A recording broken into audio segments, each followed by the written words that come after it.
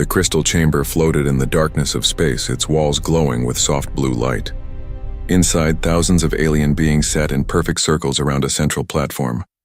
This was the Galactic Council, the most powerful organization in the known universe. Today, they had gathered to make a decision about a small blue planet called Earth. Elder Zindar stepped onto the platform.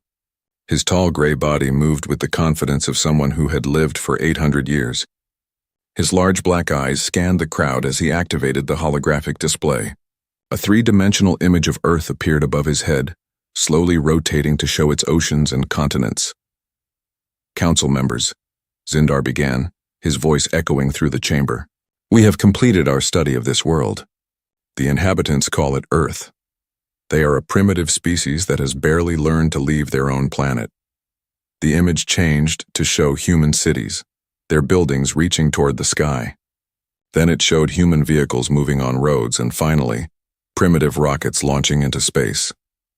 "As you can see," Zindar continued, "these creatures have developed basic technology. They can split atoms and build simple computers. However, they remain trapped on their world. Their fastest ships use chemical fuel and take months to reach their own moon." A member of the council stood up. This was Velthak, commander of the Third Fleet. His species looked like giant insects with 4 arms and compound eyes. "Elder Zindar, what threat do they pose to the council?" Zindar touched a control and the display changed again. Now it showed humans fighting wars, polluting their oceans and cutting down forests. They are violent and destructive. They fight each other constantly and damage their own planet. If left alone, they will either destroy themselves or eventually develop space travel and spread their violence to other worlds. "Then we follow standard protocol," said another council member. "Pacification and integration on Earth." Hana Kim sat in front of her computer screen at the radio telescope facility in South Korea. She had been working the night shift for 3 years, listening to signals from space. Most nights she heard nothing but the background noise of the universe. Tonight was different. Her equipment had detected something strange. The signals were too organized to be natural, but they didn't match any known human transmissions. She adjusted her equipment and listened more carefully. The patterns were complex, almost like a language. Hana grabbed her phone and called her friend Jinsu Park, who worked for the military's Space Defense Initiative. Even though it was 3 in the morning, Jinsu answered on the second ring. "Hana? What's wrong?" "I'm picking up something weird," she said, her eyes still focused on her computer screen. "These signals aren't from Earth, and they're definitely not natural." "Are you sure?" "I've been doing this for years, Jinsu. This is artificial. Someone out there is talking." Meanwhile, in her laboratory across the city, Minji Lee was having her own breakthrough. She had been working on an experimental engine design that used quantum mechanics to bend space. According to most scientists, her ideas were impossible. Tonight, her latest test had created something that shouldn't exist, a tiny hole in space itself. She stared at the readings on her instruments. The hole had lasted only a few seconds, but it had definitely been there. If she could make it bigger and more stable, it might allow travel across vast distances instantly. Back in the council chamber, the vote was proceeding exactly as Elder Zindar had expected. One by one, each member of the council voted to authorize Pacification Protocol 7. This was the standard procedure for dealing with primitive worlds. First, they would send ships to demonstrate their power. Then they would demand surrender. Finally, they would integrate the planet into the Galactic Council as a minor member world. The final vote was 847-0. No one voted against the invasion of Earth. Commander Velthak, Elder Zindar, announced, "You will lead the Third Fleet to Earth. Use standard intimidation tactics. These primitives should surrender within days once they see our technology." Velthak bowed his insect-like head. "It will be done, Elder. How much resistance do you expect?" "None," Zindar replied. "Their most advanced weapons are nuclear missiles that move slower than our supply ships. Their space program consists of metal tubes filled with explosive chemicals. They cannot even leave their own solar system." The council members began to leave the chamber, already thinking about other matters. The conquest of Earth was just routine business, no different from the hundreds of other primitive worlds they had integrated over the centuries. But Hana Kim was still at her telescope, and she was learning more about the signals every minute. She had managed to identify patterns that repeated. Some signals seemed to be coordinates, others looked like technical specifications. She was beginning to think these weren't just random transmissions. Someone was organizing something big. She called Jinsu again. "You need to get down here. I think someone is planning to visit us." "What do you mean?" "These signals include star charts and what look like ship movements. Either someone is planning a very long trip, or they are already on their way." Jinsu knew Hana well enough to trust her judgment. "I'll be there in an hour. Don't tell anyone else about this yet."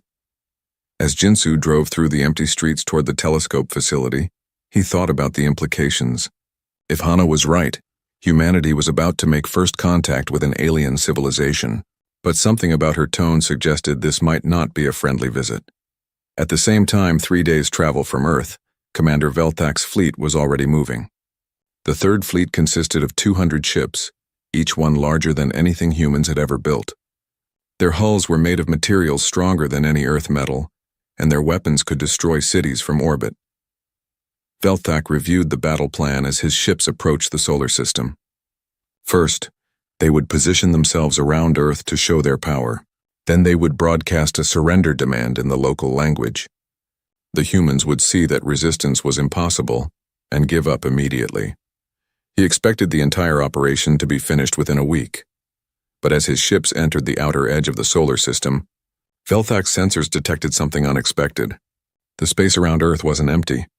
There were objects moving between the planets, too large to be natural asteroids but too small to be planets.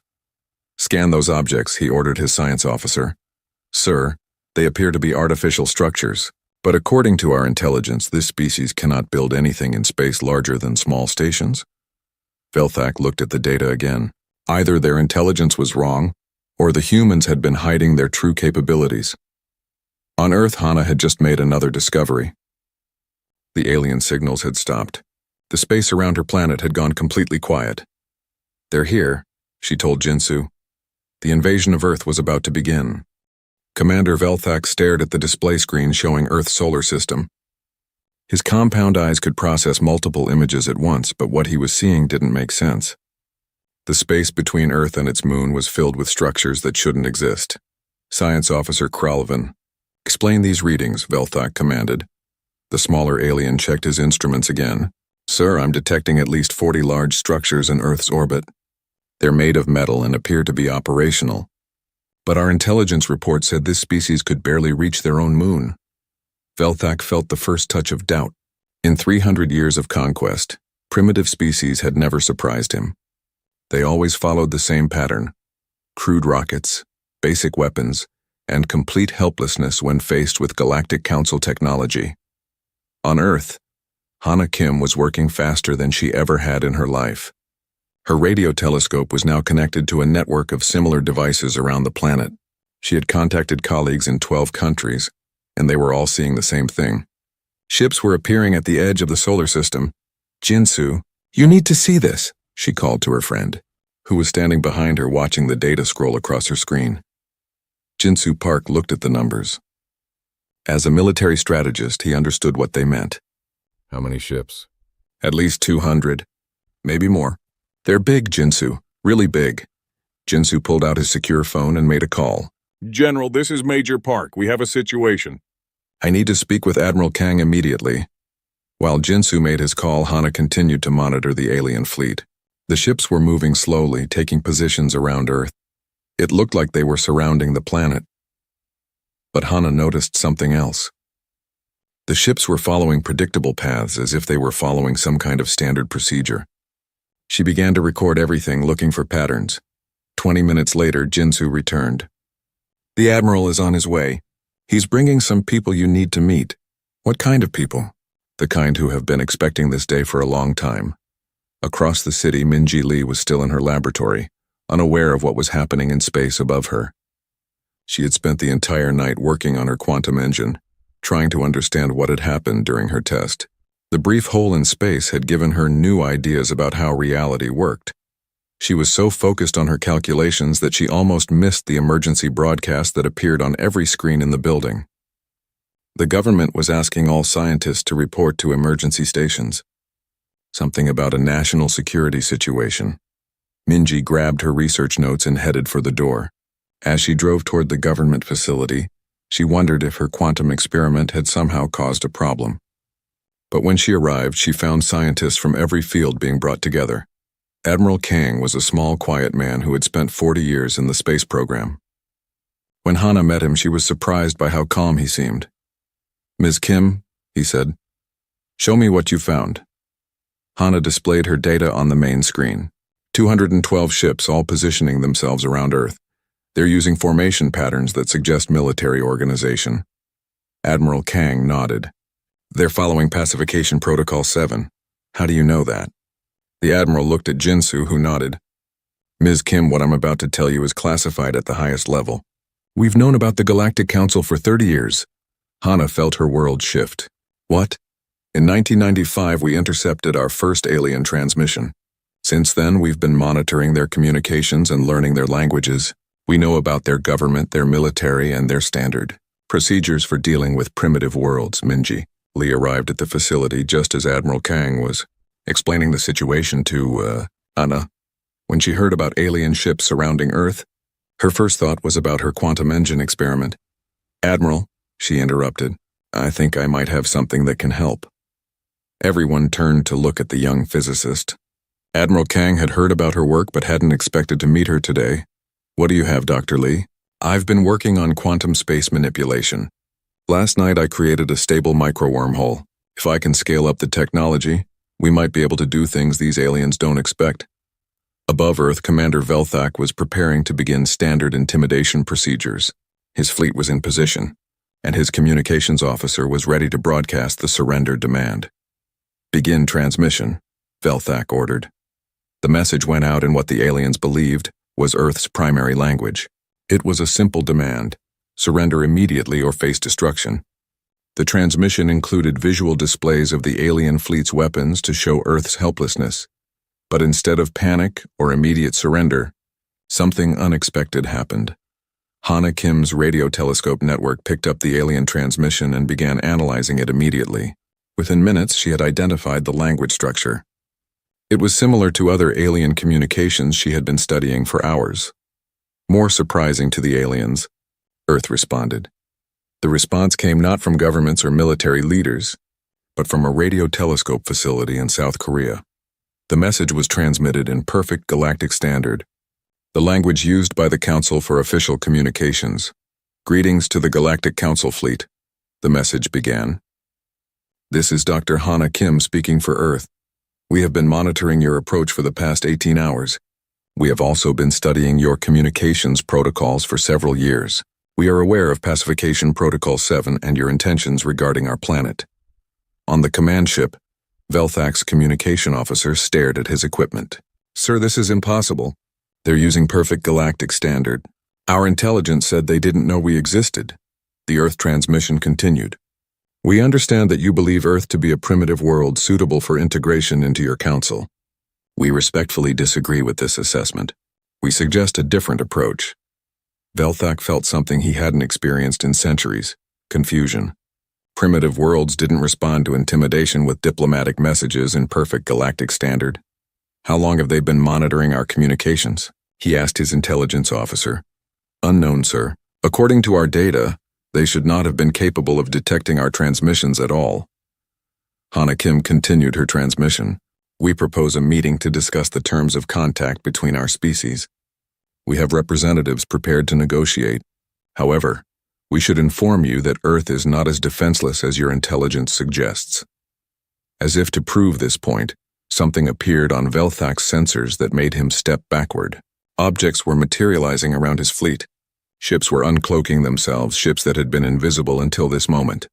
"Defense systems to full alert," Velthak ordered. How many ships? 50. No, 70. Sir, they're still appearing. Over 100 ships now. The Earth vessels were smaller than the Council ships, but they were clearly advanced technology. They had appeared from nowhere, suggesting cloaking systems that the Council hadn't detected. Jinsu Park was now at the main command center, coordinating Earth's response. The ships surrounding the alien fleet were part of a defense system that had been built in secret over decades. Mining operations in the asteroid belt had been cover for military construction. "Admiral," Jinsu reported. All defense platforms are active. The quantum drive ships are in position. Admiral Kang looked at Minji Lee. Doctor, are your engines ready for testing? Minji checked her portable control system. The prototype is installed on the lead ship. I can't guarantee it will work, but the theory is sound. Hana Kim sent another message to the alien fleet. Commander Velthak, we know your name and your service record. We know about your victories on 37 other worlds. We also know that those worlds were truly primitive when you arrived. Earth is different. In space above Earth, Velthak realized that everything he had been told about this species was wrong. They had been watching the Council, learning their language, and preparing for this exact moment. For the first time in his long military career, Commander Velthak was facing an enemy that had been preparing for him. The invasion of Earth was not going according to plan. Commander Velthak had conquered 37 worlds. He had faced desperate enemies, advanced weapons, and impossible odds. But he had never faced an enemy that knew everything about him while he knew nothing about them. Sir, his tactical officer reported, the Earth ships are maintaining distance, but they have us completely surrounded. Their formations suggest they've studied our standard battle tactics. Velthak looked at the display showing both fleets. The human ships were positioned exactly where they would be most effective against Council formations. It was as if they had read the Galactic Military Academy textbooks. Open a communication channel, he ordered. On Earth, Admiral Kang stood in the command center watching the situation develop. Decades of preparation were finally being put to the test. Next to him, Jinsu Park was coordinating the movements of ships that the aliens still thought were primitive mining vessels. The alien commander wants to talk. Hana Kim reported from her communication station. Put him through, Admiral Kang said. The image of Commander Velthak appeared on the main screen. His insect-like features looked angry and confused. I am Commander Velthak of the Galactic Council 3rd Fleet, he began. You will surrender immediately and prepare for integration. Your resistance is pointless. Admiral Kang stepped forward. Commander, I am Admiral Kang of Earth Defense. Your invasion is based on outdated intelligence. We suggest you reconsider your approach. Impossible. Our information is accurate. You are a primitive species with basic chemical rockets and nuclear weapons. Jinsu Park smiled. Would you like us to demonstrate why your information is wrong? Without waiting for an answer, Jinsu activated a control panel. In space, what the aliens thought were mining stations began to transform. Massive gun barrels extended from structures that had appeared to be simple asteroid processing facilities. Energy signatures spiked as weapons that were larger than most Council ships powered up. Your mining operations were cover for military installations, Velthak said. Beginning to understand. For 30 years, Admiral Kang confirmed. We've been building a defense network throughout the solar system. What you see as mining ships are actually mobile weapons platforms. Minji Lee was at her own control station, monitoring the quantum engines she had installed on the lead human ships. Admiral, the quantum drives are ready for combat testing. Show them what they're really facing, Doctor. Minji activated her experimental technology. 3 human ships simply vanished from the alien sensors, only to reappear inside the alien formation. The ships had moved through folded space, traveling instantly across distances that should have taken minutes. On Velthak's command ship, alarms began ringing. Sir, 3 enemy ships have appeared within our defensive perimeter. They bypassed our shields completely. Velthak stared at the tactical display. In 300 years of space combat, he had never seen ships teleport. The technology required was far beyond what any council member possessed. How did they do that? His science officer was frantically checking his instruments. Unknown, sir. The energy patterns don't match any known propulsion system. It's as if they folded space itself. Hana Kim sent another transmission to the alien fleet. Commander, the 3 ships inside your formation are equipped with gravitational weapons. Each one can create a small black hole. We suggest you consider our diplomatic offer. The threat was not empty. Each of the 3 human ships was powered by Minji's quantum technology and armed with weapons that manipulated gravity itself. They could literally tear apart the alien ships from the inside, but Admiral Kang had no intention of starting a war. He was demonstrating Earth's capabilities to force negotiations, not to destroy the alien fleet. We don't want to fight, Admiral Kang told Commander Velthak, but we won't be conquered either. Earth proposes a third option. Velthak was beginning to realize that his standard invasion tactics were useless. The humans had superior technology, better intelligence, and they knew his every move before he made it. What do you propose? A meeting. Your ships remain where they are. Our ships do the same. We send representatives to neutral ground and discuss terms. Jinsu Park added, Commander, we know about the 43 other worlds you've conquered using Pacification Protocol 7. We've studied the after-action reports from each battle. We know your ship capabilities, your standard formations, and your preferred tactics. This doesn't have to become a fight you cannot win. The insult was perfectly delivered. Velthak was a proud military officer, but he was not stupid. His fleet was surrounded by enemies who knew his every weakness while he knew none of theirs. But there was still his pride as a council officer to consider. The Galactic Council does not negotiate with primitive species. Minji Lee chose that moment to demonstrate another capability. She activated a quantum field around one of the alien ships. The ship didn't disappear or explode. Instead, it simply stopped existing in normal space. It was still there, but it existed in a different dimension where the alien crew could see everything but touch nothing. Your ship will be returned to normal space in 60 seconds, Minji announced. Consider this a demonstration of our dimensional manipulation technology. On the affected alien ship, the crew watched in horror as their weapons passed through enemy ships without effect. They could see their own fleet, but they could not communicate with it or fire their weapons. They were trapped in a bubble between dimensions. Exactly 60 seconds later, the ship returned to normal space, completely unharmed but thoroughly frightened. How many more demonstrations would you like, Commander? Admiral Kang asked politely. Velthak was no longer thinking about conquest. He was thinking about survival. His fleet was hopelessly outmatched by technology that shouldn't exist. The Council will not accept this situation. Then perhaps it's time for the Council to learn something new, Hana Kim said. We've been monitoring your communications for 30 years. We know the Council hasn't faced a real technological challenge in over 1,000 years. Your civilization has become stagnant. She was right, and Velthak knew it. The Council controlled the galaxy because they were advanced compared to primitive worlds. But they hadn't developed new technology in centuries. They relied on their superiority over species that were thousands of years behind them. Earth was different. Humanity had developed faster than light travel independently. They had created weapons and defenses that were beyond Council understanding. Most importantly, they had done it all while pretending to be primitive. What do you want? Velthak asked. Recognition, Admiral Kang said. A seat on the Galactic Council. Treatment as equals rather than subjects. The Council has procedures for conquering primitive worlds, Jinsu Park interrupted. What procedures do they have for dealing with a species that's more advanced than they are? Velthak had no answer. In all of galactic history, the Council had never encountered a situation like this. Minji Lee was monitoring her quantum engines and making calculations. Admiral, I'm reading massive power signatures from the edge of the solar system. More ships are coming. The reinforcements weren't human. The Council was sending additional fleets to deal with what they still thought was a primitive uprising. How many ships? Admiral Kang asked. At least 500? They'll arrive within 6 hours. Velthak checked his own sensors and confirmed the report.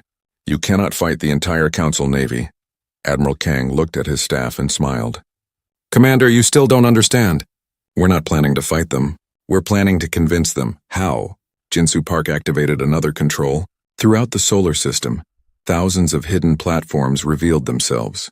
The space between Earth and Jupiter was filled with defensive installations that had been disguised as natural objects for decades. We're going to show the Council what humans can do when we put our minds to it, Admiral Kang said. The real demonstration was about to begin. The emergency session of the Galactic Council was the largest gathering in 500 years.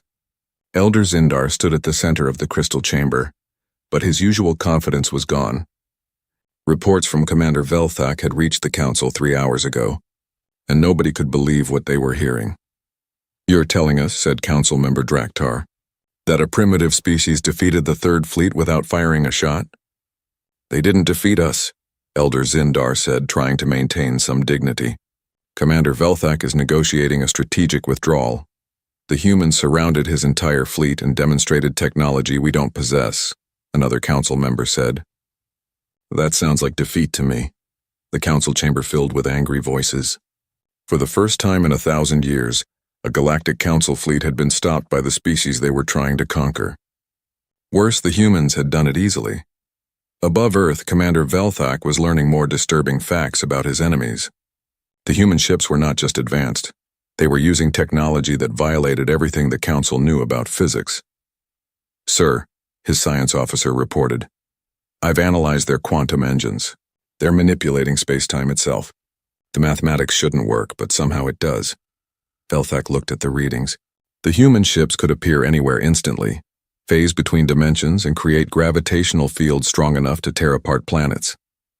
It was technology that was centuries beyond anything the Council possessed. On Earth, Hana Kim was preparing for the most important conversation in human history. The Council had agreed to direct communication with Earth's representatives. For the first time, humans would speak directly to the galaxy's most powerful government. "Are you ready?" Admiral Kang asked her. Hana nodded. She had spent years studying alien languages and cultures. Now she would use that knowledge to save her planet.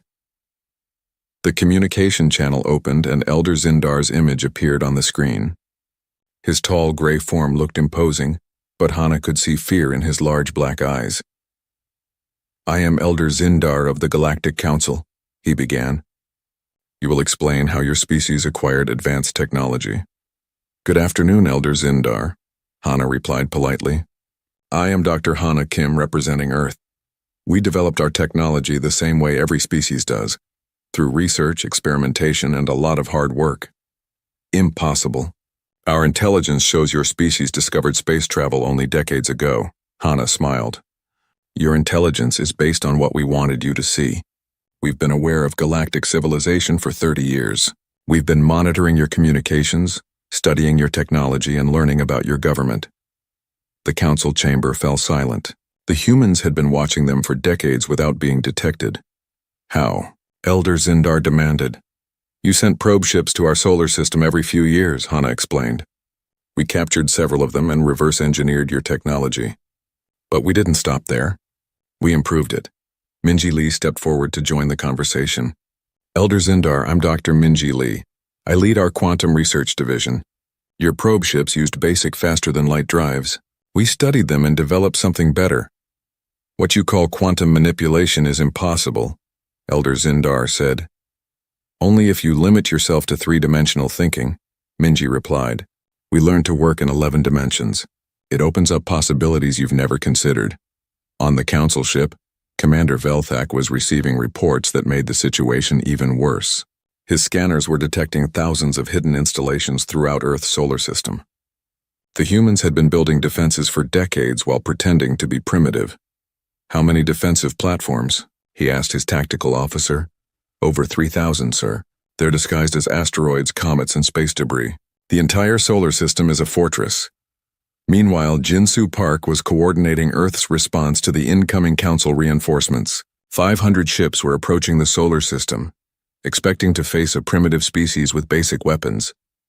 "Minji, are the dimensional shields ready?" he asked. "All installations are equipped with phase generators," Minji confirmed. "We can shift the entire defensive network between dimensions if necessary." Admiral Kang was thinking about the bigger picture. Earth had surprised one Council fleet, but defeating 500 ships would require a different approach. "Dr. Kim," he said to Hana, "tell the Council about our exploration program." Hana turned back to the communication screen. "Elder Zindar, we should mention that Earth has not been idle during these 30 years. We've been exploring the galaxy." "What do you mean?" "We've visited 47 star systems using our quantum drives. We've made contact with 17 species that are not members of your Council. Some of them are quite interested in alternatives to Council membership." This was the information that truly frightened Elder Zindar. The Council maintained control of the galaxy by being the only organization capable of interstellar travel and communication. If humans could travel instantly between star systems, they could offer the same services to other species. "You're threatening Council authority," Elder Zindar said. "We're offering choice," Admiral Kang replied. "The galaxy is big enough for more than one interstellar organization." In the council chamber, panic was beginning to spread. Council member Velkaran stood up to address Elder Zindar. "This species represents a fundamental threat to Council supremacy. They must be destroyed immediately." But Elder Zindar was looking at tactical reports from the approaching reinforcement fleet. The human defensive installations weren't just numerous, they were mobile. The asteroid belt was moving to form a defensive wall around Earth. "How are they moving asteroids?" he asked Commander Velthak. "Gravitational manipulation, sir. They can control gravity itself. They're turning the entire solar system into a weapon." The approaching Council reinforcements found themselves facing an impossible situation. The space around Earth was filled with defensive platforms that could appear and disappear at will. Asteroids the size of cities were moving into defensive positions. Most disturbing of all, human ships were simply appearing inside the Council formations without warning. Fleet Admiral Korth, commanding the reinforcements, had never seen anything like it. How many ships do they have? "Unknown, sir. They keep appearing from nowhere. Our sensors show 50 ships, then 100, then 200. They're either teleporting or they have cloaking technology beyond our understanding." On Earth, Minji Lee was demonstrating another capability to the Council. She activated a quantum field around one of the approaching Council ships and transported it instantly to Earth orbit. "Your ship is unharmed," she told Fleet Admiral Korth over the communication channel. "We brought it here to make a point. We can move your ships anywhere we want, anytime we want." The transported ship found itself surrounded by human vessels, completely cut off from its fleet. The crew was unharmed but thoroughly frightened. Admiral Kang addressed both Council commanders. "Gentlemen, Earth doesn't want to fight the entire Galactic Council, but we won't be conquered either. We're offering a third option." "What option?" Elder Zindar asked. "Partnership," Hanakim said. "Earth has technologies you need. Our quantum drives, our dimensional manipulation, our gravitational control systems. We're willing to share this technology with the Council. In exchange for what?" "Membership. Not as a subject world, but as an equal partner. A seat on the Council with full voting rights." Jinsu Park added the final element of Earth's offer. "We're also prepared to share our defensive technologies with other Council worlds. Your current enemies won't stand a chance against quantum weapons and dimensional shields." Elder Zindar realized that Earth was offering the Council a chance to become more powerful than ever before. But it would require treating humans as equals instead of subjects. The choice was simple: accept Earth as a partner, or face the possibility of humans creating their own galactic government with superior technology. "The Council will need time to consider your proposal," Elder Zindar said. "Of course," Admiral Kang replied. "Take all the time you need. Your fleets are welcome to remain here as our guests while you decide." It was a polite way of saying that the Council ships were not leaving until Earth received an acceptable answer. The galaxy's balance of power had shifted in a single day, and everyone knew it. 3 days after the first contact, the situation around Earth had become the most closely watched event in galactic history. News of the human technological demonstration had spread to every Council world, and representatives from dozens of species were demanding answers. In the Galactic Council chamber, Elder Zindar faced the largest crisis of his 800-year career. Half the Council wanted to destroy Earth before human technology could spread to other worlds. The other half wanted to negotiate for access to human innovations. "The humans are a threat to everything we've built," Council member Velkaran argued. "If other species gain access to their technology, the Council's authority will collapse." "If we don't gain access to their technology," replied Council member Draktar, "the Council will become irrelevant anyway. These humans can travel anywhere instantly and communicate across the galaxy without delay. They're already offering alternatives to Council membership." Elder Zindar looked at the reports coming from Earth's solar system. The human defenses had grown stronger every day. More installations were appearing, and human ships were now patrolling other star systems, making contact with non-Council species. Above Earth, Admiral Kang was preparing for the next phase of humanity's introduction to galactic politics. A special ship had been constructed specifically for this moment, a vessel that would demonstrate Earth's most advanced technologies to the Council. "The Taguki is ready for departure," Jinsu Park reported. "All systems are functioning perfectly." The Taguki was humanity's masterpiece. It incorporated every breakthrough they had achieved over 30 years of secret research. Quantum drives, dimensional manipulation, gravitational control, and several technologies that were still experimental. "Dr. Lee, are you ready to take our demonstration to the Council?" Admiral Kang asked. Minji Lee nodded from her position at the ship's quantum control station. The dimensional phase drive is calibrated for the journey to the council chambers. We can reach them in less than an hour. Hana Kim was also aboard the Taiguchi, prepared to serve as Earth's primary diplomat. She had spent 3 days studying additional council communications and learning about the political situation in galactic government. "Admiral," she said, "I've identified several council members who might support our proposal. The key is demonstrating that partnership with Earth benefits everyone, not just humans." The Taiguchi departed Earth using technology that amazed even the watching council fleets. The ship didn't accelerate gradually like normal spacecraft. Instead, it simply folded space around itself and stepped sideways through 11 dimensions, emerging near the council chambers 400 light-years away. The journey, that should have taken months in a council ship, was completed in 37 minutes. When the Taiguchi appeared near the council chambers, every sensor in the area detected its arrival. The ship was unlike anything in the council database. Its hull seemed to shift between solid metal and transparent energy, and it registered on sensors in ways that suggested it existed in multiple dimensions simultaneously. Council Station Control. "This is the Earthship Taiguchi requesting permission to dock," Hana Kim transmitted in perfect galactic standard. The Council Station's docking master was speechless. No ship had ever approached the council chambers without permission, and none had ever arrived from such a distance so quickly. Elder Zindar himself authorized the docking. He needed to see this human technology up close. When the airlock opened, Admiral Kang stepped out first, followed by Hana Kim, Jinsu Park, and Minji Lee. They were the first humans to set foot on a galactic council station, and they carried themselves with the confidence of equals rather than the deference of subjects. "Elder Zindar," Admiral Kang said, bowing slightly in the traditional council greeting. "Thank you for agreeing to meet with us." Elder Zindar studied the humans carefully.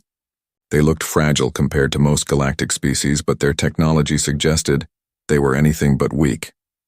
"Your ship," he said. "It uses principles we don't understand." Minji Lee stepped forward. "Elder, your species has controlled the galaxy for 1,000 years using the same basic technologies. You haven't needed to innovate because you haven't faced real challenges. Earth developed differently. How differently? We've always faced challenges," Jinsu Park explained. "Limited resources, hostile environments, constant conflicts. These pressures forced us to find creative solutions to impossible problems." Hana Kim activated a portable display that showed human technological development over the past century. "Elder Zindar, in 100 years, humans went from horse-drawn carts to quantum space manipulation. Most species take thousands of years to achieve similar advances. Why? Because we had to," Admiral Kang said simply. "Human civilization developed on a world where survival required constant innovation. We learned to adapt quickly or die." Elder Zindar was beginning to understand. The Council controlled species that had developed on easy worlds with abundant resources. They had never faced the pressures that forced rapid technological advancement. "What are you proposing?" Minji Lee activated another control, and the Taiguchi became visible through the station's viewing ports. The ship began to demonstrate its capabilities, shifting between dimensions, manipulating local gravity, and creating small wormholes in space. "We're proposing that Earth join the Council as a full member," Hana Kim said. "In exchange, we'll share our technologies and help solve problems that have stumped the Council for centuries." "Such as?" Jinsu Park smiled. "The Zirian rebellion in the Outer Rim. They've been fighting Council forces for 50 years because your ships can't reach their hidden bases. Our quantum drives could end that conflict in days." "The plague affecting the Altarian colonies," Minji Lee added. "Your medical technology can't cure it because it exists partially in another dimension. Our dimensional manipulation could isolate and destroy the disease." "The resource shortages in the Vega sector," Admiral Kang continued. "Your transport ships take months to deliver supplies. Our quantum drives could deliver resources instantly." Elder Zindar realized that the humans weren't just offering to share technology. They were offering to solve every major problem the Council faced. "And in return, we want the galaxy to know that there are alternatives to conquest," Hana Kim said. "The Council has maintained power by being the only option for space travel and communication. We're offering choice. You're threatening our authority." "We're offering to enhance it," Admiral Kang corrected. "A Council equipped with human technology would be more powerful than ever. but it would also be more just. Minji Lee demonstrated another capability. She activated a quantum field that allowed her to communicate instantly with Earth, 400 light-years away. The conversation was in real time with no delay. Elder Zindar, I'm speaking with Dr. Park on Earth right now. She's reporting that 17 non-council species have requested meetings with human representatives. They want to learn about alternatives to council membership. The threat was clear. Earth could create its own galactic organization if the council refused to negotiate. What guarantee do we have that humans won't eventually challenge council authority? Because we don't want to rule the galaxy, Admiral Kang said. We want to improve it. Human culture values cooperation over domination. We're offering partnership, not conquest. Jinsu Park added the final element of Earth's proposal. Elder Zindar, we know about the external threats the Council faces.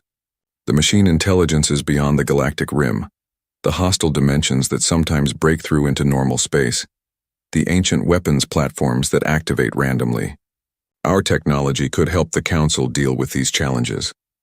Elder Zindar had not expected the humans to know about the Council's deepest secrets. The external threats were classified information known only to the highest levels of government. How do you know about those threats? We've encountered some of them ourselves, Hana Kim said. Earth isn't the only world humans have visited.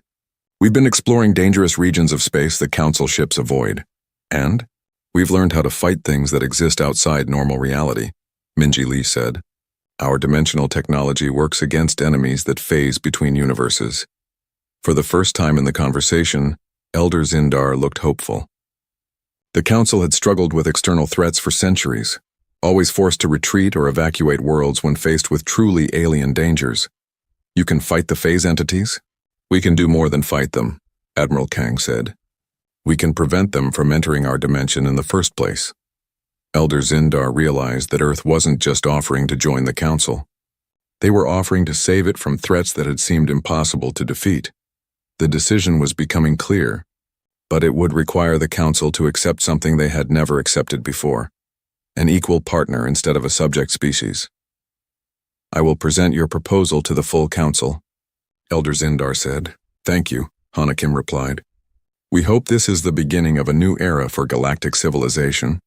The vote would determine not just Earth's fate, but the future of the entire galaxy. The alarms screamed across the bridge of the Imperial Command Station. Emperor Kale stood before the massive viewing screen, his golden robes flowing behind him as he watched the data streams pour in. Something had just dropped out of hyperspace at the edge of their system. Report, Kyle commanded, his voice cutting through the chaos. Admiral Yuna stepped forward, her face pale as she read from her datapad. My lord, we have detected a single vessel. It's massive. Larger than our biggest battleships, the Emperor's eyes narrowed. Show me. The main screen flickered and displayed a distant image of the unknown ship. It was unlike anything in their database. The hull was dark gray, almost black, with smooth lines that seemed to flow like water. Strange markings covered its surface. Where did it come from? Kyle asked. Unknown, my lord. It appeared without warning. No hyperspace signature matches our records. Commander Han, Yuna's second-in-command, looked up from his station. Admiral, we're receiving no response to our hails. The ship maintains complete radio silence. Emperor Kale had ruled the Valthoran Empire for 30 years. In that time, no one had dared to enter their space without permission. The Empire controlled 47 star systems and had the strongest fleet in known space. This intrusion was not just surprising, it was impossible. Send the third battle group to intercept, Kale ordered. I want that ship stopped before it gets any closer to Nexus Prime. Admiral Yuna nodded and began giving orders. Within minutes, 20 of their most advanced warships were racing toward the mysterious vessel. Each ship carried enough firepower to destroy a small moon. On the bridge of the unknown ship, Captain Dong stood quietly watching the approaching Imperial fleet. His dark eyes showed no emotion as he studied the tactical display. The bridge around him was clean and efficient, with soft blue lights casting shadows on the walls. Captain, said Leah, his tactical officer, the Imperial ships are taking attack positions. They're demanding we stop and surrender. Dong remained silent for a moment. Behind him, his crew worked at their stations with calm precision. These were not panicked soldiers. They were professionals who had trained for this moment their entire lives. Continue our approach, Dong finally said. Maintain current speed. Sir, they're powering weapons, Leah reported. Let them. The massive ship continued its steady journey toward the capital world. It did not speed up. It did not slow down. It simply moved forward like nothing could stop it. Back on the command station, Emperor Kale watched the standoff with growing anger. Why aren't they responding? Who are they? Dr. Bay, the Empire's chief scientist, had been running scans on the unknown vessel. His findings made his hands shake as he approached the Emperor. My lord, Dr. Bay said carefully, I've analyzed the ship's hull markings. The symbols, they match records from our archives. What archives? The old files, my lord. From the Great Purge 200 years ago. The Emperor's face went white. That's impossible. We destroyed them all. The markings are Terran, my lord. Human. A deadly silence fell over the bridge. Every officer present knew the story of the Great Purge. The humans had been a troublesome species that refused to bow to imperial rule. They had been wiped out completely. Every world burned. Every ship destroyed. It was one of the Empire's greatest victories. Humans are extinct, Kale said through gritted teeth. We made sure of that. Perhaps not all of them, my lord. Admiral Una felt a chill run down her spine. She remembered the stories her grandfather had told her about the war against the humans. They had been fierce fighters, never giving up even when facing impossible odds. But they had been primitive compared to the Empire's technology. Admiral, Commander Han called out. The third battle group is in position. They're requesting permission to fire. Una looked at the Emperor, who nodded grimly. Tell them to disable the ship. I want answers. The Imperial warships opened fire with precision weapons designed to knock out engines and weapon systems. Bright energy beams lanced through space toward the dark ship. Every beam struck the vessel's hull. Every beam was absorbed harmlessly by invisible shields that shimmered briefly before fading. Impossible, whispered Commander Han. The human ship had not even slowed down. It continued its approach as if nothing had happened. The Imperial weapons, the most advanced in known space, had done absolutely nothing. Captain Dong smiled slightly as he watched the Imperial fleet's confused response to their failed attack. Leah, open a channel to the Imperial command. Channel open. Sir. Dong's image appeared on the main screen of the Imperial command station. He was a man of middle years with calm, intelligent eyes. He wore a simple uniform without decoration. When he spoke, his voice was quiet but carried absolute authority. I am Captain Dong of the Terran Coalition ship Retribution. We have come to collect what you owe us. Emperor Kale stepped forward, his face red with rage. You dare threaten the Valthoran Empire? We destroyed your pathetic species centuries ago. No, Dong replied calmly. You enslaved our people. You took our children. You stole our worlds. But you did not destroy us. We have been waiting. We have been preparing. And now we have returned. The transmission ended, leaving the Imperial bridge in stunned silence.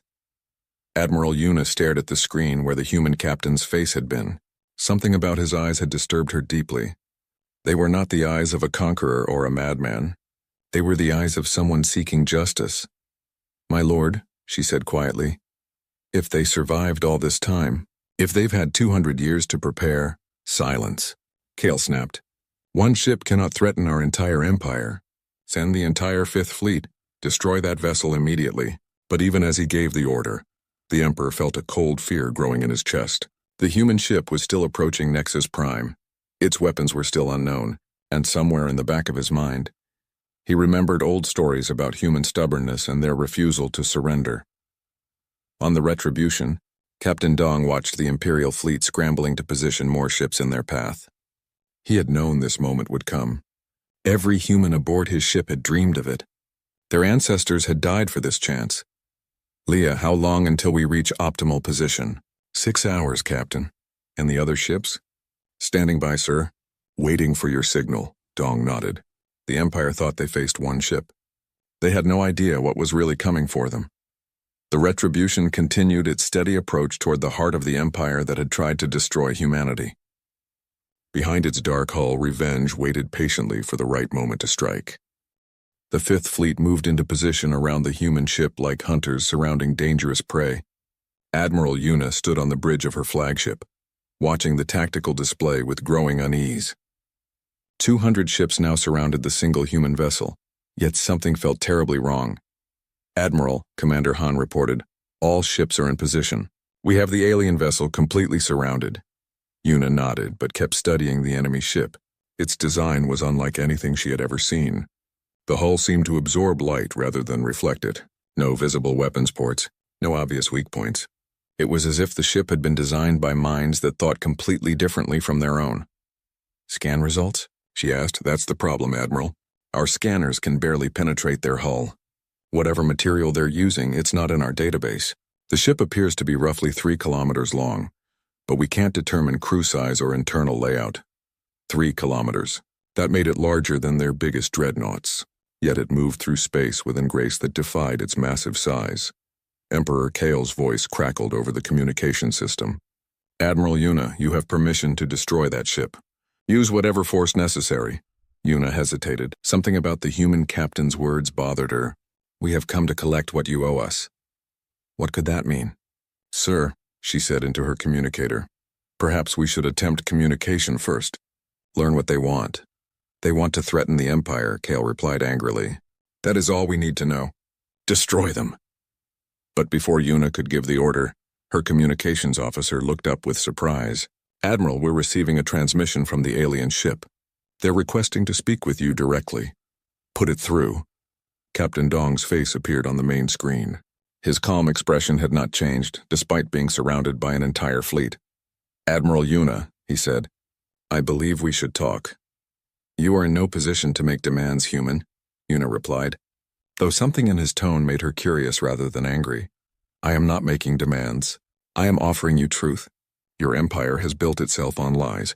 Would you like to know what really happened during your Great Purge? Yuna glanced around her bridge. Every officer was listening intently.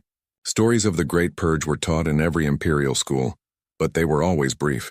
The humans had refused to submit. They had been destroyed. End of story. Speak, Yuna said. Dong's image was replaced by a data stream. Names began scrolling across the screen. Thousands of them, then tens of thousands. All human names with dates and locations. These are the records of humans taken during your Great Purge, Dong explained. Not killed, taken. Children separated from parents. Adults forced into labor camps. Entire families shipped to work in your mines and factories. Commander Han stepped closer to the screen. These could be fabricated. Check your own archives, Dong replied. Search for Classification 7 files from that period. Your empire kept careful records of its slave labor. Admiral Yuna felt her stomach turn. Classification 7 files were the highest level of Imperial secrets. She had never seen any, but she knew they existed. Even if this is true, she said carefully, that was 200 years ago. What do you want now? Justice. Return of our people. Recognition of our suffering. And reparations for what was stolen from us. Impossible. The Empire will never... The Empire will listen, Dong interrupted, his voice growing hard for the first time. Because you have no choice. Yuna was about to respond when her sensor officer called out in alarm. Admiral, we're detecting power fluctuations throughout their ship. Energy readings are off our scale. On the screen, Captain Dong smiled slightly. Admiral, your ships are brave, but they are also very fragile. I suggest you pull them back to a safe distance. Are you threatening us? I am offering you a demonstration. Before Yuna could respond, the human ship began to glow. A soft blue light spread across its hull, growing brighter by the second. Every Imperial sensor array screamed warnings as energy readings climbed beyond anything they had ever recorded. All ships pull back, Yuna ordered. Emergency retreat! The Imperial fleet scattered as the human ship's glow reached blinding intensity. Then, suddenly the light focused into a single beam that lanced out toward the system's edge. The target was a small, dead moon that orbited the outermost planet. The beam struck the moon and held steady for exactly 3 seconds. When the light faded, the moon was gone. Not destroyed, completely disintegrated. Where a celestial body had existed for millions of years, there was now only empty space and scattered dust. The silence on Admiral Yuna's bridge was complete. Every officer stared at their instruments, unable to believe what they had just witnessed. Impossible, whispered Commander Han. The energy required for that, it would take our entire fleet working together for hours. And they did it in 3 seconds, Yuna said quietly. Captain Dong reappeared on the screen. His ship had returned to its normal dark appearance, But everyone now knew what power lay hidden beneath that innocent-looking hull. That was a moon roughly the size of your capital city, Dong said conversationally. I wanted you to understand what we could do to Nexus Prime if we chose to. Emperor Kale's voice exploded over the communication system. Admiral, why did you not attack? Destroy that ship immediately. Yuna looked at the empty space where the moon had been, then back at the human ship. My lord, I respectfully suggest we hear what they have to say. Coward. I am relieving you of command. General Tay will take over the fleet. Yuna closed her eyes. General Tay was a good soldier, but he thought only in terms of overwhelming force. He would order a full attack and thousands of Imperial sailors would die uselessly. Admiral, Commander Han said quietly. What are your orders? She looked around her bridge at the officers who had served with her for years. Good people who trusted her judgment. She thought about the moon that no longer existed, and the calm certainty in the human captain's voice. Stand down weapons, she ordered. All ships maintain distance but do not attack. Admiral, that's a direct violation of the Emperor's orders, Han warned. I know. Yuna turned to face her crew. I've served this empire for 25 years. I've never questioned an order before, but I will not send you to die for nothing. On the Retribution, Leah watched the Imperial fleet's confused movements. Captain, their admiral seems to be defying orders. Some ships are standing down while others are still in attack formation. Dong nodded. Admiral Yuna is wiser than her emperor. Begin the next phase, sir. Send the signal to our people throughout the Empire. It's time they knew we're here. Across 47 star systems, hidden communication devices suddenly activated. In slave quarters and work camps, in factories and mines, humans who had been waiting for generations received the same message. This is Captain Dong of the Terran Coalition. The time of hiding is over. Rise up. Help is coming. On the industrial world of Kael-on-Fur, a woman named Sol looked up from her workstation as the message played in her ear. Around her, other humans stopped what they were doing. For 200 years, they had passed down stories of the homeworld, of ships that would return someday to free them. Sol smiled and reached for the tools she had hidden long ago. It was time to remind the Empire why they had feared humans in the first place. Captain, Leah reported, we're receiving confirmation signals from 34 systems. The rebellion has begun. Dong watched the Imperial fleet's frantic movements as reports of uprisings flooded their communication channels. The Empire was about to learn that the war they thought they had won long ago was only now beginning. Emperor Kyle paced like a caged animal in his throne room. The massive chamber, built to intimidate visitors with its golden walls and towering statues, now felt like a prison. Reports flooded in from across the Empire, each one worse than the last. 17 worlds are in rebellion, General Tay reported, his scarred face grim. Industrial production has stopped on Kellan-4 Nexus 7 and the mining colonies. The slaves are destroying equipment and barricading themselves in secure areas. How is this possible? Kale demanded.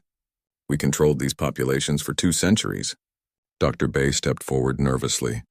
My lord, it appears the humans had hidden communication networks we never detected. The signal that triggered these uprisings came from their ship.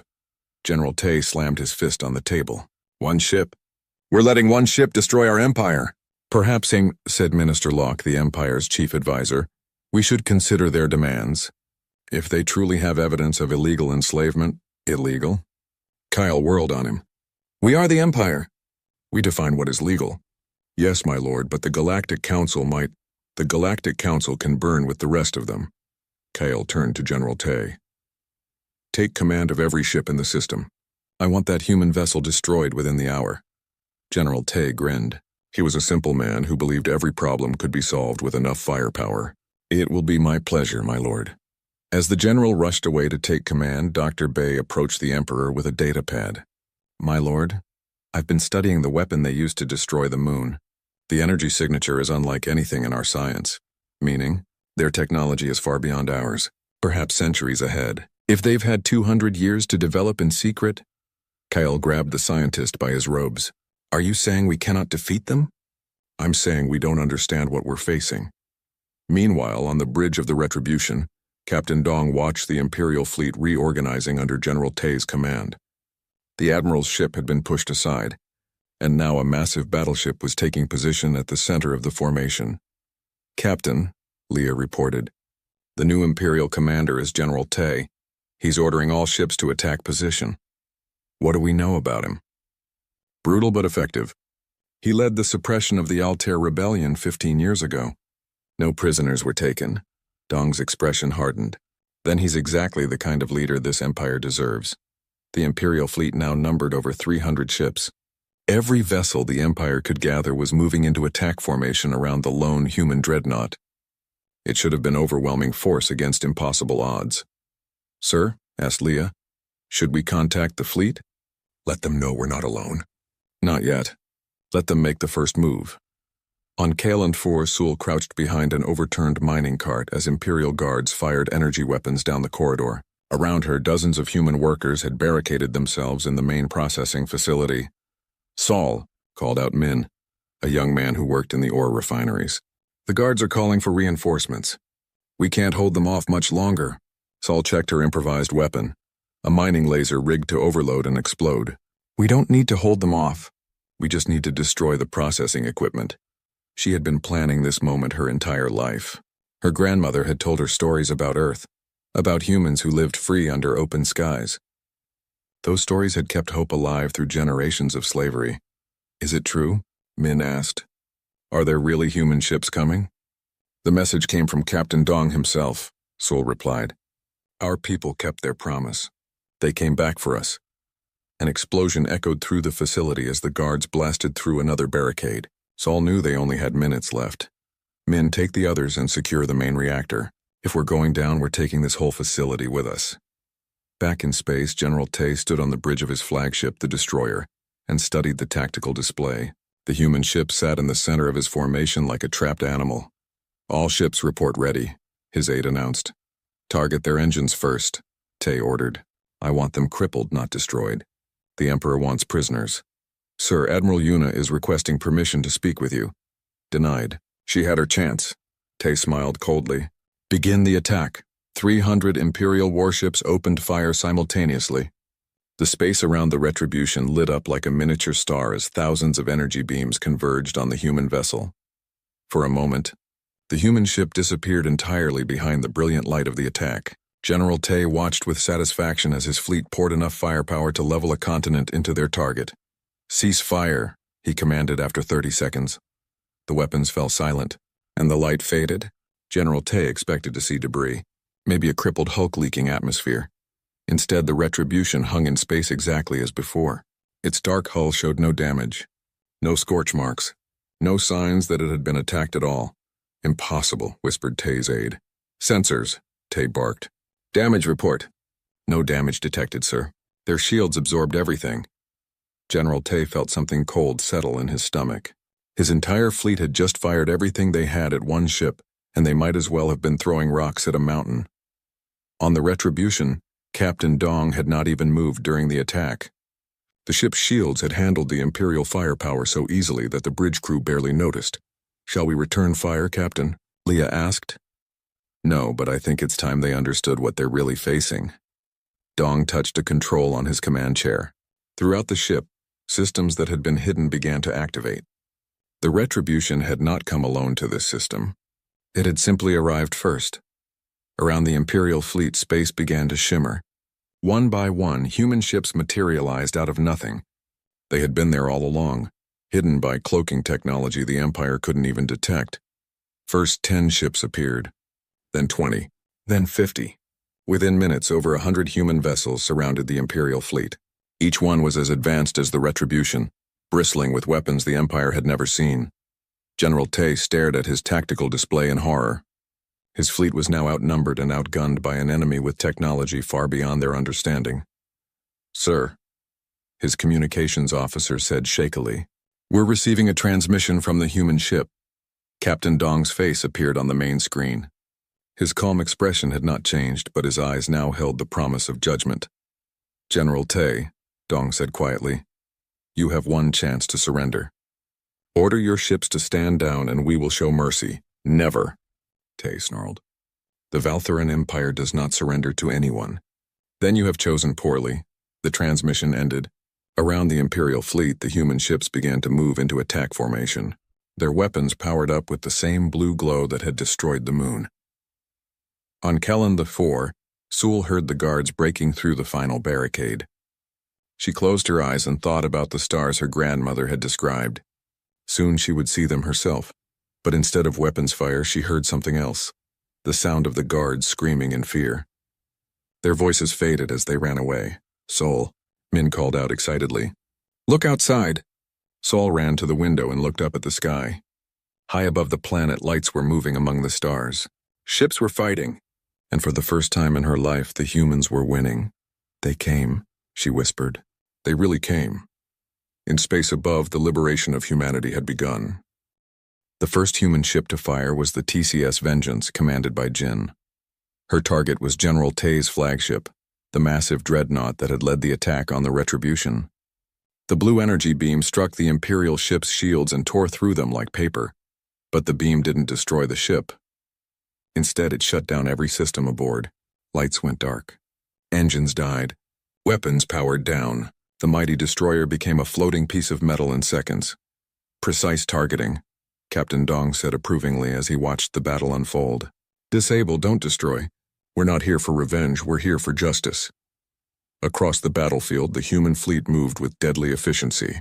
Each ship targeted Imperial vessels with surgical precision. Engines were disabled. Weapon systems were fried. Life support was left untouched. The message was clear: surrender and live. Fight and be left helpless in space.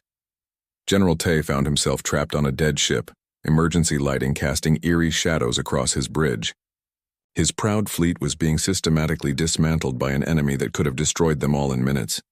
"Sir," his aide whispered, "they're demanding our surrender." Tay's face was red with rage and humiliation. "Signal the reserves. Call in every ship from every system. I don't care if it leaves our borders defenseless." But even as he gave the order, Tay knew it was hopeless. The humans had technology that made the Empire's best weapons look like children's toys. How had they advanced so far in just 2 centuries? On the planet below, Sewell and her fellow rebels watched the battle through the facility's communication center. Imperial news broadcasts were in chaos as reporters struggled to understand what was happening. "This is incredible," Min said, staring at the tactical display. "Look how they move." "Like they're dancing instead of fighting," Sewell nodded. The human ships flowed through space with a grace she had never seen in Imperial vessels. They seemed to anticipate each attack before it happened. "Attention all humans on Kellenfur," a voice suddenly spoke from the communication system. "This is Commander May of the TCS Liberation. Imperial forces on your world are surrendering. You are now under the protection of the Terran Coalition." Sewell felt tears running down her face. Free. After 25 years of slavery, she was finally free. "What happens now?" Min asked. "Now we help our rescuers," Sewell replied. "There are still millions of our people scattered across the Empire. The work isn't finished." In the Imperial Palace on Nexus Prime, Emperor Kale watched his empire crumble in real time. Reports flooded in from every corner of his territory. Human uprisings were spreading like wildfire. His fleets were being defeated wherever they encountered the mysterious human ships. "My lord," Minister Locke said carefully, "perhaps it's time to consider negotiations." "Negotiations?" Kale laughed bitterly. "What do we have to negotiate with? They've demonstrated they can destroy us whenever they choose." Dr. Bay stepped forward with another report. "My lord, I've been studying their battle tactics. They're not trying to conquer us. Every attack has been precisely calculated to disable rather than destroy, meaning they could have wiped out our entire fleet in minutes. Instead, they're giving us chances to surrender. They want something other than our destruction." General Tay's voice crackled over the communication system from his disabled ship. "My lord, I'm requesting permission to activate the planet killer weapons." Kale's blood ran cold. The planet killer devices were the Empire's most terrible secret. Weapons that could crack a world's core and destroy an entire planet. They had only been used once during the rebellion on Altair Prime. "Absolutely not," Kale replied. "Those weapons are forbidden except in the most extreme circumstances." "My lord, with respect, what could be more extreme than this?" Kale looked around his throne room at the advisors and guards who had served him faithfully for decades. He saw fear in their eyes, but also a question. What kind of leader destroys planets rather than admit defeat? "No," he said firmly. "We will not become monsters to save our pride." On the Retribution, Captain Dong received reports from across the Empire. The liberation was proceeding faster than they had dared hope. Imperial forces were surrendering rather than face destruction. Millions of human slaves were being freed every hour. "Captain," Leah reported, "we're receiving a communication from the Imperial Palace. Emperor Kale is requesting a ceasefire. Put him through." The Emperor's image appeared on the main screen. He looked older than his years, his golden robes wrinkled and his face drawn with exhaustion. "Captain Dong," Kyle said, "I request a temporary ceasefire so we can discuss terms." "The terms are simple," Dong replied. "Release all human slaves immediately. Provide transportation to any who wish to leave Imperial space. Pay reparations for 2 centuries of forced labor. And submit to Galactic Tribunal for crimes against sentient beings." "Impossible. The Empire cannot—" "The Empire is finished," Dong interrupted. "You can accept this with dignity, or you can watch as we take apart your civilization piece by piece. Either way, our people will be free." Kale closed his eyes. "You want us to destroy ourselves?" "No, we want you to become better than you are." Admiral Yuna's voice suddenly broke into the conversation. "Captain Dong, this is Admiral Yuna. I'm speaking without authorization, but I have a proposal." Both men looked surprised as the Admiral's image joined the conversation from her disabled flagship. "I will serve as an intermediary," Yuna continued. "I have access to Imperial records that prove the enslavement of your people. I also have the respect of many Imperial officers who might listen to reason." "Why would you help us?" Dong asked. "Because I've seen what we did to your people. I've read the classified files. What my Empire did was wrong, and it's time to make it right." Emperor Kale stared at his admiral in shock. "Yuna, you're committing treason." "No, my lord. I'm trying to save what's left of our honor." Captain Dong studied the admiral's face for a long moment.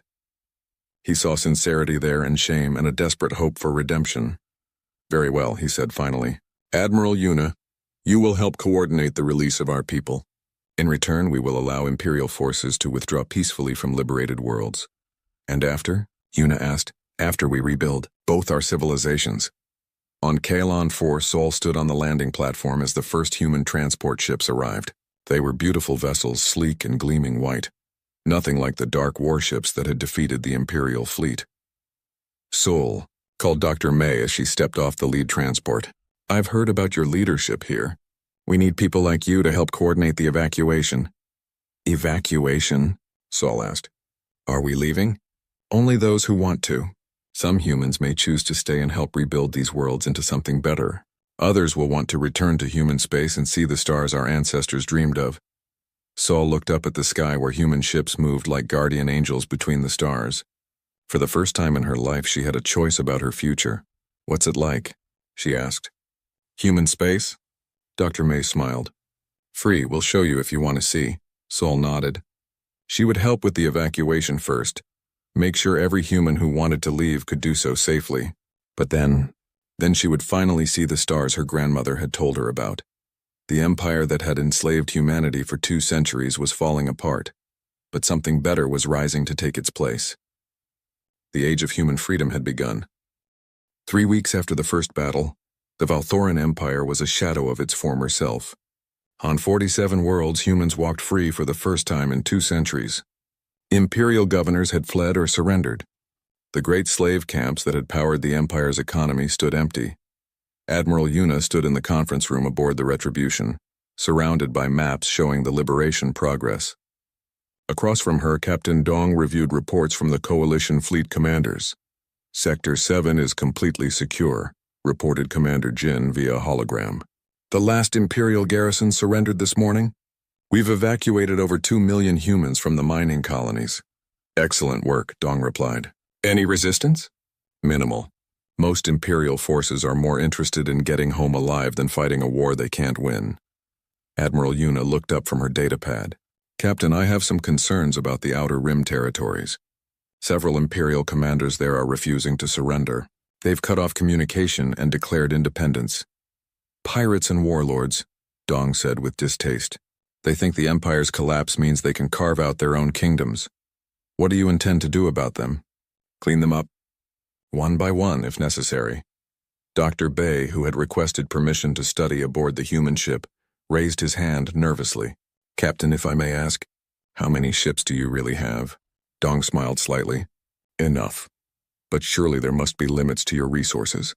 The Empire spanned nearly 50 systems. How can you patrol and protect such a vast area? Dr. Bay, you're thinking like someone who wants to control territory. We're not here to rule. We're here to free our people and ensure they stay free. Leah, monitoring communications from her station, looked up with concern. Captain, we're receiving an emergency signal from the Bright Star system. The Imperial garrison there has taken human civilians hostage. Dong's expression hardened. Details. Commander Pax has barricaded himself in the planetary capital with approximately 10,000 human civilians. He's demanding safe passage off-world in exchange for their release. Admiral Yuna felt her stomach turn. She knew Commander Pax by reputation, a brutal man who had earned his rank through violence and intimidation. Captain, she said, Pax is unstable. If he feels cornered, he'll kill those civilians rather than surrender. Then we won't corner him. Dong turned to Leah. Signal the fleet. I want 3 ships to the Bright Star system immediately. And prepare my shuttle, sir. Leah looked confused. Your shuttle? I'm going to talk to him personally. Captain, that's extremely dangerous, Admiral Yuna protested. Pax won't negotiate in good faith. Maybe not. But those civilians don't deserve to die because of his cowardice. On the Bright Star colony, Commander Pax paced frantically around the government building he had turned into a fortress. Through the windows, he could see human civilians huddled in the central courtyard, guarded by his remaining soldiers. Sir, his aide reported, 3 human warships have entered the system. They're requesting permission to send a shuttle to the surface. Tell them no. Any ship that approaches this planet will be destroyed. Sir, with respect, our weapons can't even scratch their shields. Pax grabbed the young officer by his uniform. Then we use the civilians. They won't risk killing their own people. But even as he said it, Pax knew he was trapped. The Empire was gone. His career was over. All he had left was spite and the desire to hurt his enemies before he died. Incoming transmission, the aide announced. Captain Dong's face appeared on the main screen. Behind him, Pax could see the bridge of the human ship. Clean, efficient, and radiating quiet confidence. Commander Pax, Dong said calmly, I'm coming down to speak with you alone. Are you insane? I have 10,000 hostages. Yes, you do. And we both know you're not going to hurt them. Don't be so sure about that. Commander, you're a soldier, not a butcher. You took hostages because you thought it would give you leverage. But deep down you know you can't murder innocent people in cold blood. Pax felt sweat running down his face. Stay away from this planet or you'll what? Kill civilians? Execute children? Is that how you want your story to end? The transmission ended, leaving Pax alone with his fears and his rapidly diminishing options. An hour later, a small shuttle descended through the atmosphere toward the government building. Pax watched it land in the courtyard, just meters away from the hostages. Captain Dong stepped out of the shuttle alone, just as he had promised. He wore a simple uniform and carried no visible weapons. Around him, the human civilians stared in wonder and hope. Let me pass, Dong called out to the Imperial guards. Sir, one of Pax's soldiers whispered. Should we arrest him? Pax studied the human captain through his binoculars. There was something about Dong's calm confidence that made the commander's hands shake. This was not a man who could be intimidated or bargained with. Let him through, Pax ordered reluctantly. Dong walked through the courtyard, stopping to speak quietly with some of the civilians. A little girl tugged on his sleeve, and he knelt down to listen to what she had to say. When he stood up, he was smiling. She wanted to know if you're really going to take us home. Soul translated. She had arrived on Bright Star the day before to help coordinate evacuations. Tell her yes, Dong replied. We're all going home. Inside the building, Commander Pax waited in his office with a dozen armed guards. When Dong entered, the Imperial soldiers tensed, but the human captain seemed completely relaxed. Commander Pax, Dong said pleasantly, thank you for agreeing to meet. I didn't agree to anything. You forced your way here. Actually, you let me through. Which tells me you want to resolve this peacefully. Pax laughed bitterly. Peacefully? Your people destroyed my empire, my career, my entire life. No, Dong said quietly. Your empire did that to itself. We just helped it along. What do you want? I want you to release the civilians and surrender your remaining forces. In exchange, I'll guarantee safe passage to any Imperial world that will accept you. And if I refuse? Dong's expression didn't change, but something in his eyes made Pax step backward. Then we'll wait. And while we wait, Your soldiers will start to wonder why they're following a man who holds children hostage. Eventually, they'll make their own decision about what kind of people they want to be. Pax looked around at his guards. Several of them were already looking uncomfortable. They had signed up to be soldiers, not kidnappers. Think about it, Dong continued. In a few hours, this will all be over. Those civilians will be free. Your soldiers will either be prisoners or refugees.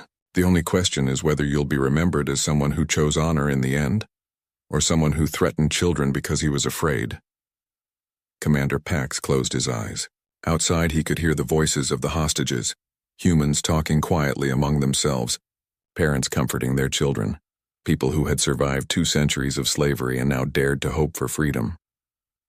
When he opened his eyes again, Captain Dong was still watching him with that same calm, patient expression. "If I surrender," Pax asked quietly, "what happens to my men? Those who want to return to Imperial space can do so. Those who want to start over somewhere else will be given that chance. And me? You'll face trial for your actions during the war. But you'll be treated fairly." Pax looked out the window at the civilians in the courtyard. Many of them were looking up at the building, fear and hope warring in their faces. "Damn you," he whispered. "Commander?" Pax turned to his aide. "Signal all units. We're standing down."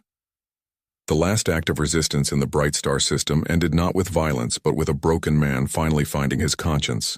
As Imperial soldiers laid down their weapons and the hostages walked free, Captain Dong stood in the courtyard and watched families reunite. "Sir," Sol approached him, "there's something you should know. The little girl you spoke to earlier, her name is Lee. She was born in the slave camps, but her grandmother told her stories about Earth.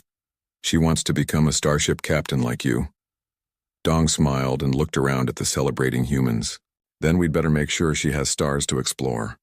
The liberation of the Valthoran Empire was nearly complete. But the real work, building a better future, was just beginning.